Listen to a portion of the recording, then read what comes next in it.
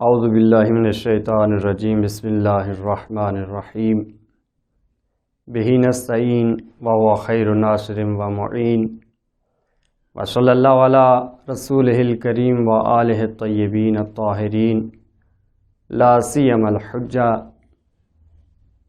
اکثر انسانوں کی یہ عادت ہے، یہ خواہش ہوتی ہے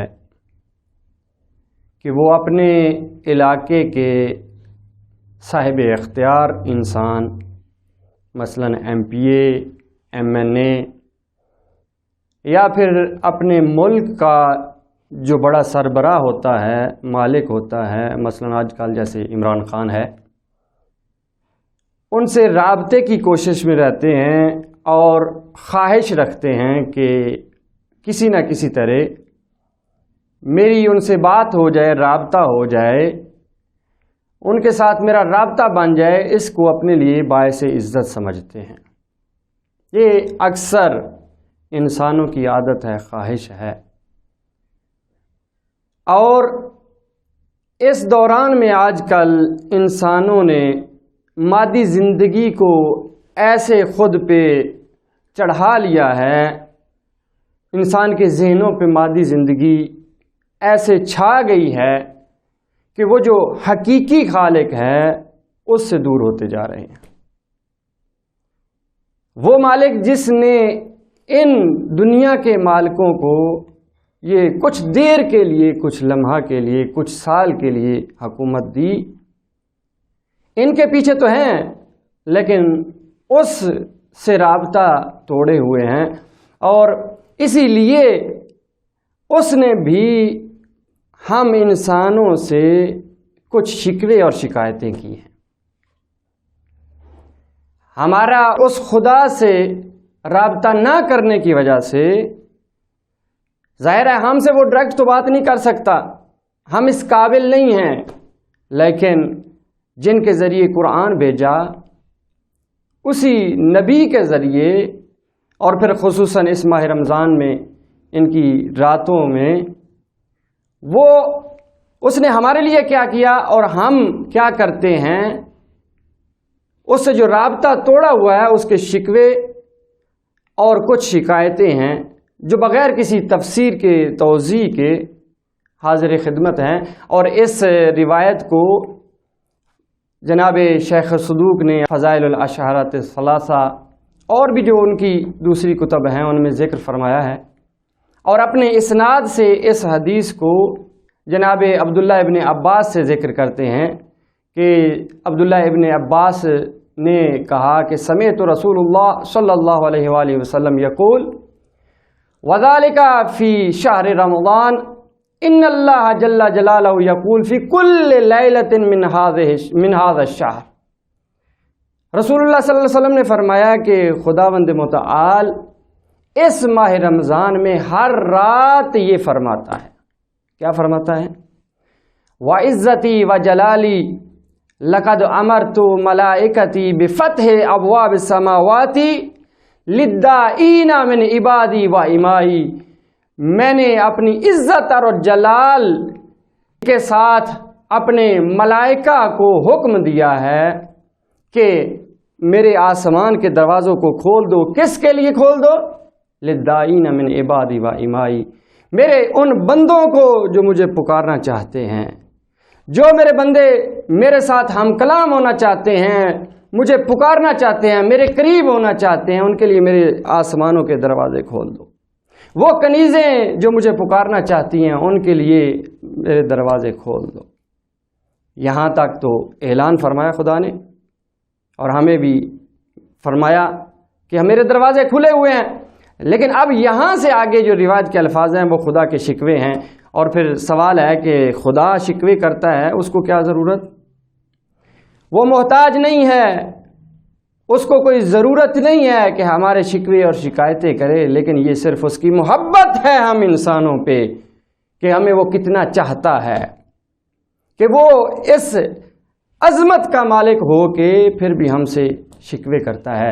اور پہلا شکوہ جو فرمایا فَمَالِي أَرَى عَبْدِيَ الْغَافِلَ السَّائِيَ عَنِّي، جب میں نے اپنے آسمان کے دروازے کھول دیے ہیں تو کیا ہو گیا میرے بندے کو جو مجھ سے غافل بھی ہے، مجھے بھول چکا ہے۔ اور پھر اس کے ساتھ ساتھ اب شکوے اور جو شکایتیں ہیں وہ مسلسل فرمایا متا سألنی فلا اوتی، یہ جو بندہ مجھ سے غافل ہو گیا ہے، مجھے بھول چکا ہے، مجھے اس سے ذرا یہ تو پوچھ کے بتاؤ کہ کب اس نے مجھ سے مانگا اور میں نے اس کو عطا نہیں کیا۔ پھر دوسرا شکوہ فرمایا وَمَتَى نَادَانِي فَلَمْ أُجِبْهُ، اس سے پوچھو مجھے یہ بتاؤ کہ کب اس نے مجھے ندا دی اور میں نے جواب نہیں دیا۔ وَمَتَى نَاجَانِي فَلَمْ أَقْرَبْهُ، کب اس نے مجھے سرگوشی کی میرے ساتھ، کب اس نے مجھے دل ہی میں پکارا، کب آہستہ سے پکارا لیکن میں نے قریب ہو کے اس کی بات نہیں سنی۔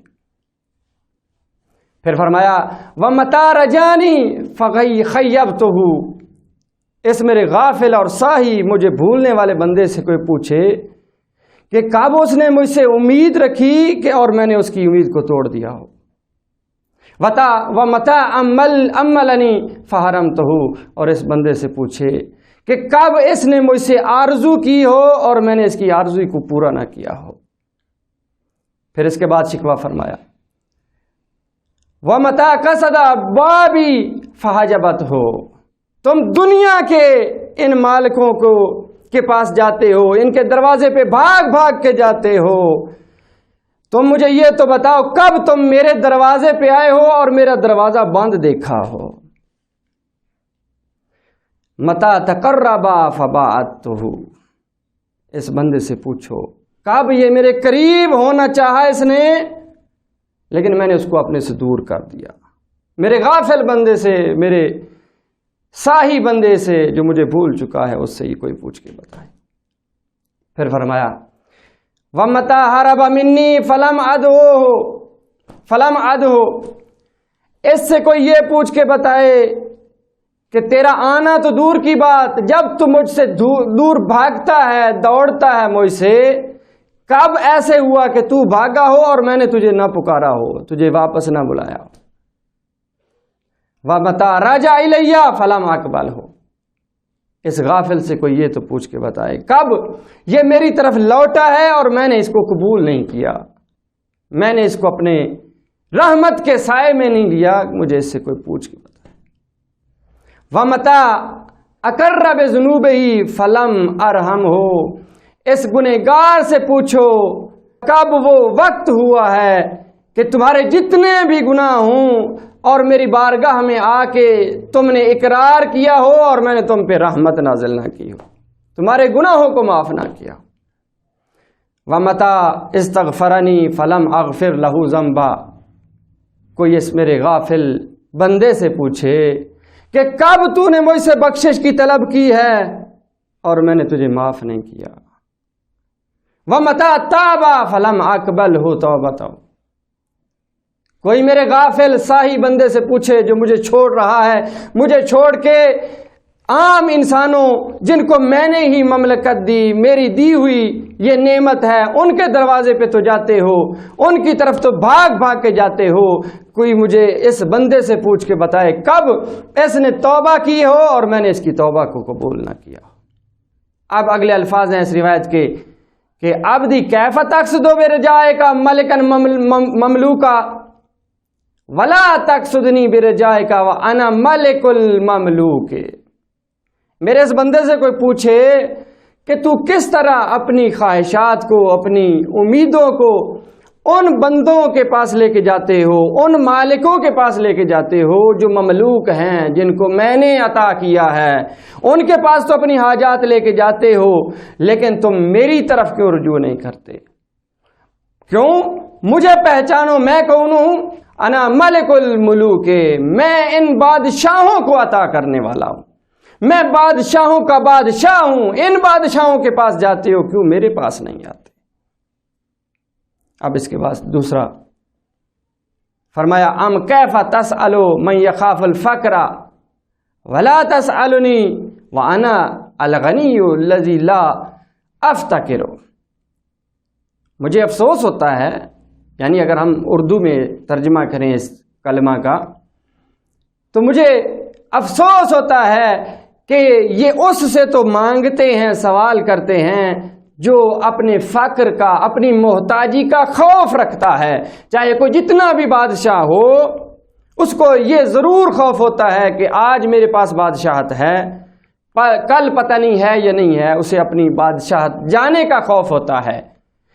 تم ان کے پاس تو جاتے ہو، ان سے سوال کرتے ہو، لیکن مجھ سے سوال نہیں کرتے. مجھے پہچانو، میں کون ہوں؟ الذی لا افتقر، میں کبھی محتاج ہونے والا نہیں. پھر فرمایا ام کیفا تخدم ملکن ینام و یموت، تم کیسے ان کی خدمت میں جاتے ہو جو سوتے بھی ہیں، مرتے بھی ہیں، ان کو موت بھی آتی ہے، نیند بھی آتی ہے. ولا تخدمونی، اور تم میری خدمت میں کیوں نہیں آتے، میری بارگاہ میں کیوں نہیں آتے؟ انا الذی لا یموت ولا یاخذنی سنۃ ولا نوم، مجھے پہچانو، میں وہ ہوں کہ جس کو نہ تو اونگ آتی ہے نہ موت آتی ہے. اور یہاں تک خدا نے اس ماہ رمضان میں دروازوں کو کھول کے، ہمیں دعوت دے کے، اپنی بارگاہ میں بلا کے، ہمارے اس کے در پہ نہ جانے کے شکوے و شکایت کر کے آخر پہ اپنے غصے کا اور اپنی دھمکی کا بھی اظہار فرما دیا. اللہ اکبر. فرمایا یا سوتا لمن عصانی، اس کے لیے بہت برا ہے جو میری نافرمانی کرتا ہے. یا بوسن للقانتین من رحمتی، ان کے لیے افسوس ہے، ان کے لیے پریشانی ہے جو میری رحمت سے مایوس ہوتے ہیں. اور پھر یہ آخر پہ جو جملہ بہت سخت جملہ ہے، سمجھنے کا جملہ ہے. فرمایا بے عزتی حلف، تو میں اپنی عزت کی قسم کھاتا ہوں، میں حلف اٹھاتا ہوں اپنی عزت کا. کیا حلف اٹھاتا ہے خدا؟ عام انسان نہیں، اس کو قسم اٹھانے کی ضرورت نہیں، لیکن وہ اپنی عزت اور عظمت کی قسم اٹھا کے حلف دے کے کیا فرمانا چاہتا ہے؟ لا اخذنہ اخذ عزیز مقتدر یغضب لغضبہ السماء والارض.